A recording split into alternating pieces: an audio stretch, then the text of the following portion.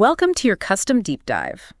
Today we are exploring a fascinating set of quiet time notes centered on Ezekiel 37 and a really striking modern reflection from a pastor in Montreal. Oh, this is a great pairing of sources. Right. And our mission today is basically to discover how an ancient prophecy about, broken sticks connects to our modern search for unity and presence when our lives feel completely scattered. Which is something I think we can all relate to right now. Exactly. Okay, let's unpack this. We start with this core image from the text where God instructs Ezekiel to take two sticks. Yeah, one for Judah and one for Joseph. Right. And he's told to physically join them into a single piece in his hand.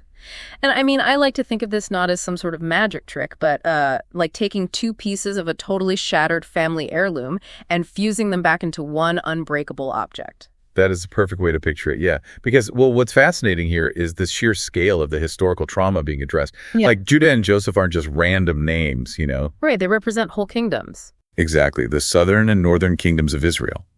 And they had been bitterly divided by civil war for centuries at this point. Wow, centuries of division. Yeah, so by commanding Ezekiel to fuse them and promising a new David, referencing their last great unifying king, God is essentially saying he will overwrite all of that toxic tribalism. That's a massive promise. It really is. It's a promise to cleanse the people from idolatry and make this covenant of peace. But most importantly, he promises to place his sanctuary right in their midst forever.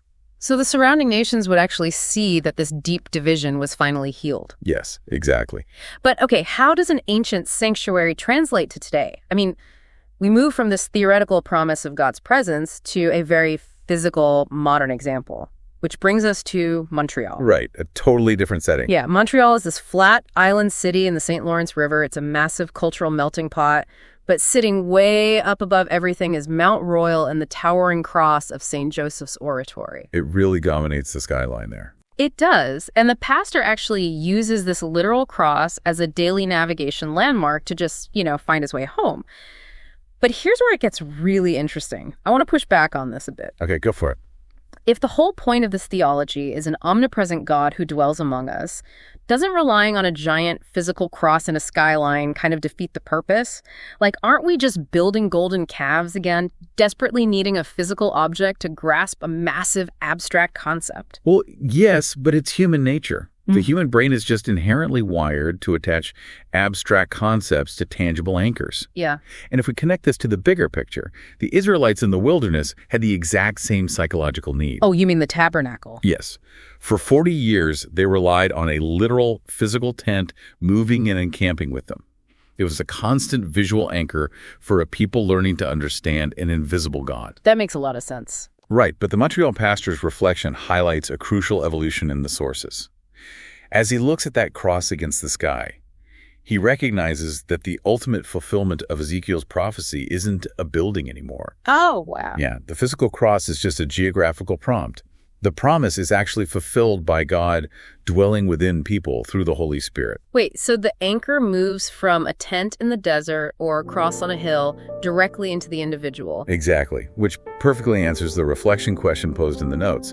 Like, how does knowing God dwells with you change how you handle daily uncertainty? Because if you outsource your sense of peace to a physical location, you're always vulnerable to losing it. Exactly.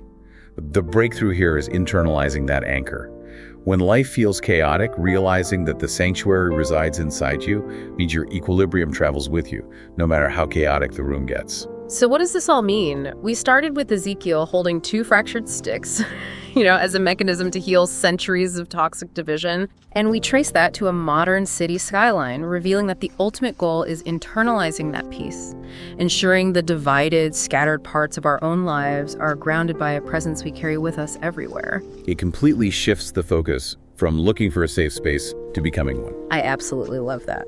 So to wrap up, the pastor uses Montreal's skyline as a visual trigger to find his spiritual center. As you go about your day, look at your own city or your daily commute. What physical landmark could you choose as your daily anchor to prompt you to pause, take a deep breath, and bring the scattered parts of your life back into focus?